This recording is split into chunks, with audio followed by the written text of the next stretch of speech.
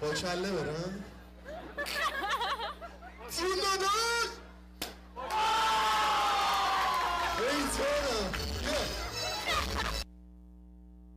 داداش بسیار هم عالی دیگه. جوونی بود و این همه دردسر. با یک دونه دیگه از برنامه‌های ویژه فستیوال ایرانیان در خدمت شما هستیم. اگه تازه با ما همراه شدید، فستیوال خانوادگی ایرانیان 6 جولای سال 2013 روز شنبه بعد از لانگ ویکند روز ملی کانادا، همون کانادا دی که میشه اول جولای، 6 جولای میشه فستیوال ما. برای اطلاعات بیشتر میتونید وبسایت www.persianfamilyday.com مراجعه کنید یا با شماره 416 5000 جیمز باند یا همون 5207 تماس بگیرید. دوست خوبم پویا کوهگیوی اینجاست با من طبق معمول. سلام پویا جان، چطوری؟ خوبی؟ مرسی. خب از پویا از آکادمی مستر رضا پیش ما هستش. ببخشید مستر رضا. ولی آره پویا جان، برنامه اون روز چیه؟ یعنی اینا رو پرسیدم ولی میخوام بدم برنامه یعنی کی برنامه ریزی کرده، کی طراحی کرده حرکاتو، کی میگه چیکار کنیم، کی میگه چیکار نکنیم؟ حالا عرضم به خدمتتون برنامه رو که همونجوری که خودتون گفته قبلا ما توضیح دادیم.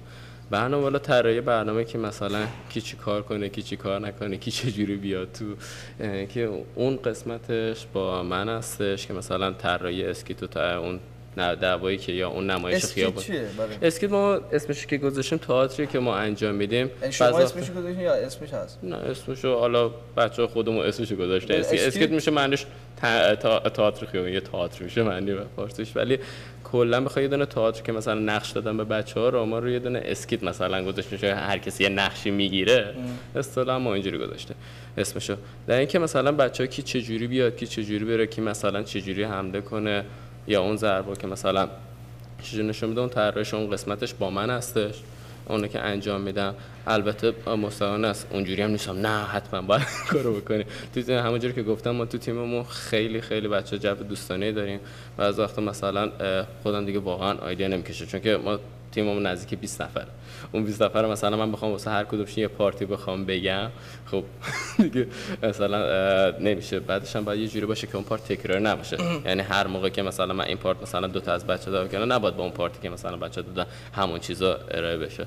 واسه همین یه ذره اون کار سخت هستش ولی سعی میکنه مثلا اون کارو انجام بده. طراحی اون قسمت با من هستش، به اضافه هم فکری بچه دوست خوبم شاهین انجام میده، سامان و همینجور بچه‌ها هر کدوم ایده داشته باشن قبول میکنم. چیزی که با بدنشون بخوره، چون فیزیک بدنی باید نگاه کنیم. یه سری تکنیکا با یه سری بدنا نمیخوره، یه سری باید تغییر. چرا خودت هیچ موقع اون وسط حرکات نمیزنی؟ والا من تا اونجایی که بشه خدا بگیشه کنه بیشتر دوست دارم بچه‌ها انجام بدن. اگر مثلا ببینیم کسی نتونه اون قسمت رو انجام بده یا مثلا واقعا اون پارتو توی حالا یا گودگایش یا بدگایش یا قسمتی که داریم کم میرم، همیشه سعی کردم خودم کمتر بدم، چون که دور بچه خودمون هست، جوونا دیگه، جوونا دور جوونا از بچه‌ها. من لجتو چون که ورزشکاری لجت میخوام قسمت غذا رو الان معرفی کنم. ای بابا.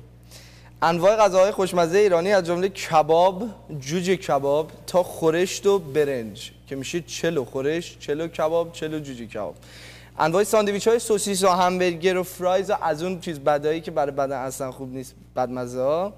انواع تنقلات از پشمک تا پاپکورن و ذرت مکزیکی و همینطور آب میوه و همه چی داریم اونجا. ما اصلا یک چیزایی هستش که بیایید ببینید چه خبر میشه. من نمیدونم الان بس که باید بریم اتاق فرمان. نه نمیخوایم بریم اتاق فرمان. این میخواد مصاحبه کنه با من. این میخواد مصاحبه کنم. بفرمایید مصاحبه کنید. آقا ما اصلا بخوایم مصاحبه نکنیم. بجاش من چند تا کلمه میگم. بگو عزیزم بگو. این کلمه‌ها رو بگو، هر کدوم کلمه که اولین چیزی که به ذهنت میاد چی؟ قبول آقا شما قبول داریم. منم قبول دارم. بفهم. خیلی خب اولیش استیج تقریبا خانه دوم. ساز همدم. استقلال. 6 پرسپولیس. قرمز. سوتی احد. وبسایت. میریم اتاق فرمان برگردیم.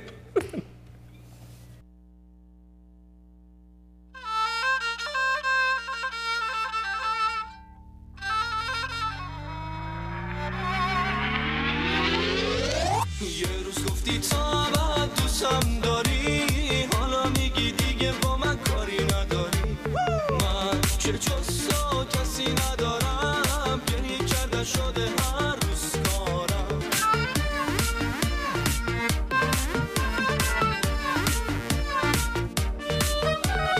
بگو چرا رفتی تو بی خبر، تنها گذاشتی منو تو این سفر.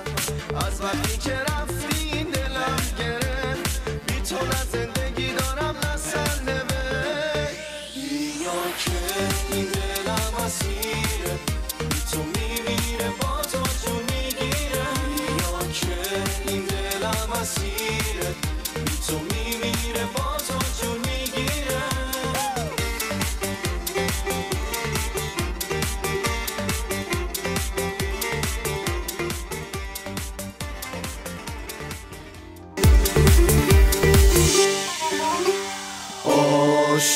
عاشقتم دیوونتم،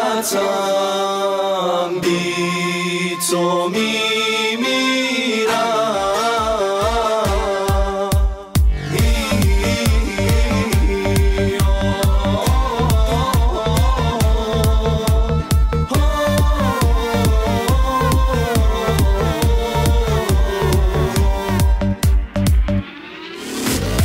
یه روز گفتی مال منی واسه همیشه، چی شد حالا دلت شده واسه غریبه. من که جز تو کسی ندارم، گریه کردن شده هر روز کارم.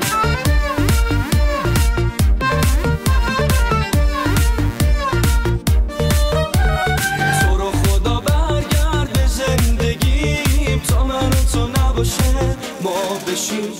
من که میدونم بی تو میمیرم، به ناز چشمای تو من اسیرم. بیا که این دلم اسیره، بی تو میمیره با تو جون میگیره. بیا که این دلم اسیره،